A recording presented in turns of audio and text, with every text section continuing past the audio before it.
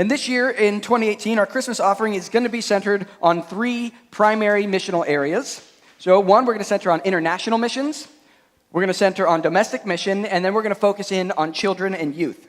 I want to start out by talking about international mission in particular. And so what we've done is we've identified a missions partner in particular called Mission 2535. And they find their name rooted in Matthew 25, verse 35 and 36. When Jesus says, "For I was hungry, and you gave me something to eat. I was thirsty, and you gave me something to drink. I was a stranger, and you invited me in. I needed clothes, and you clothed me. I was sick, and you looked after me. I was in prison, and you came to visit me." So I'm going to take this opportunity to deep dive a little bit further into Mission 2535, which is centered in Dominican Republic. And I'm going to show the short video here as we jump into talking about this one.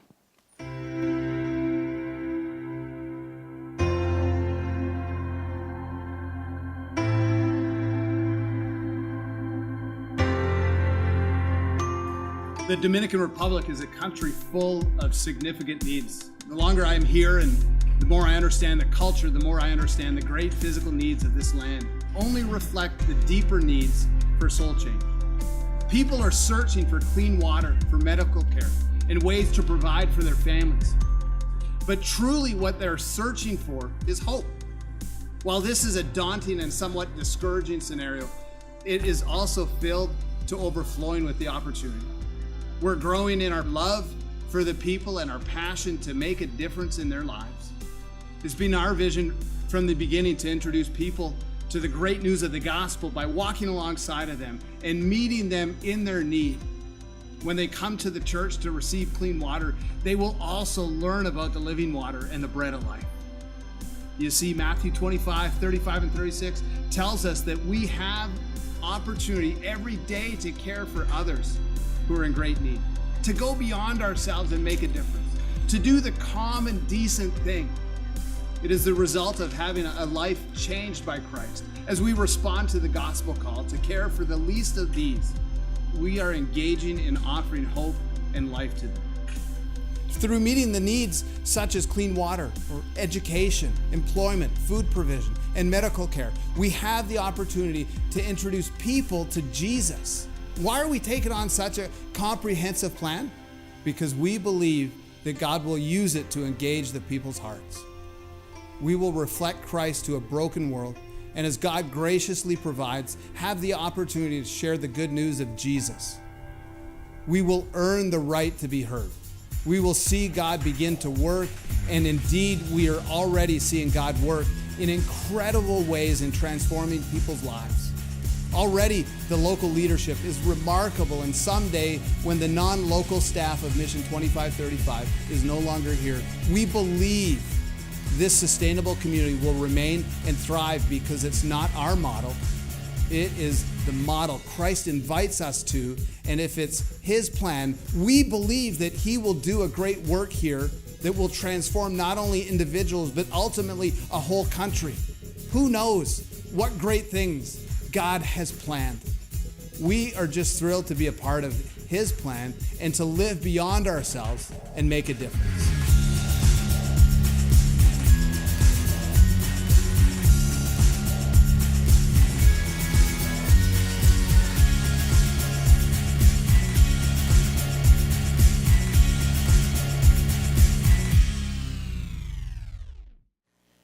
So what I specifically love about Mission 2535 in particular, and getting to sit down with some of their leaders, I got to sit down and spend some time with Rick, is that kind of holistic, comprehensive view that he talked about.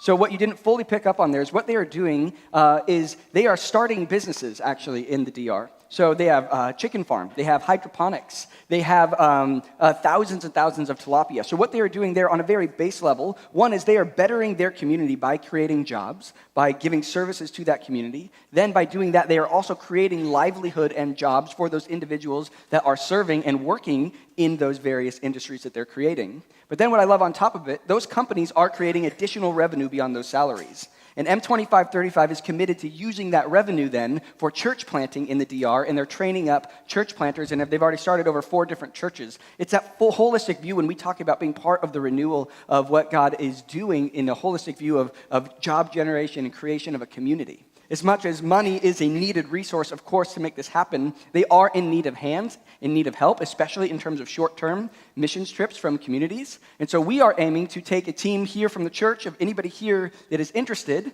to head down to the Dominican Republic. We are eyeing a date. We'll have a meeting where people can sign up. I'm going to have sign-up forms in the back after church. And through this time, if you're interested in being part of that team, we want to target the end of June or the early summer as an opportunity to go down there to serve, to actually help build some of the homes that we are going to resource, help with the clean water, help with some of the farms and the sustainability that they have out there.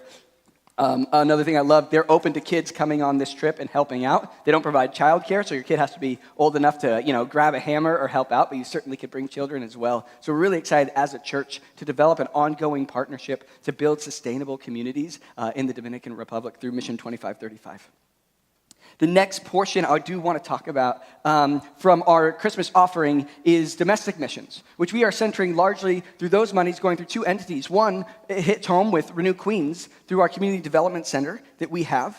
It's also a home for Young Lives, our teen moms ministry that we are loving and seeing. We've actually even begun to see some of those moms come and be part of Alpha and begin to become part of the life of our church, and we love what Young Lives is doing through that ministry in Renew Queens.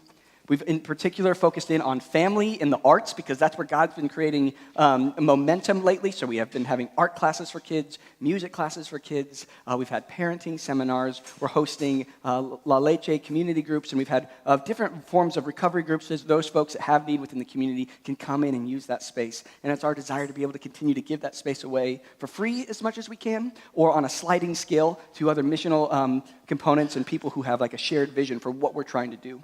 There's another partnership that I'm not going to totally get into until later as we talk about this offering, but part of where we want to extend ourselves as a church is we are building a partnership with ourselves and Wellspring and Renew Queens with Hope for New York, which is a much larger entity who's doing great mission in the city to help us grow and learn how do we tangibly meet the needs of our neighborhood and what's going on around us. So stay tuned for that. It's going to be really exciting. And lastly, what I'm really excited about talking about as well for our third initiative, I said we're focusing on children and youth in particular. Just in the last 6 months, we've seen our kids ministry grow by almost 25%. And it's actually our older elementary classroom that is actually our largest classroom here at this church. So what we're wanting to do is we're targeting a date, ideally by February 3rd of the new year, where we are doing a reboot of our kids ministry. It's going to take a more comprehensive view of how do we engage in live worship with our kids? How do we build out for more age-specific discipleship? How can we raise these kids in the way of Jesus with better curriculum, more interactive curriculum? And how do we revamp what we're doing as we're growing up our ministry and building that to be scalable for more and more children?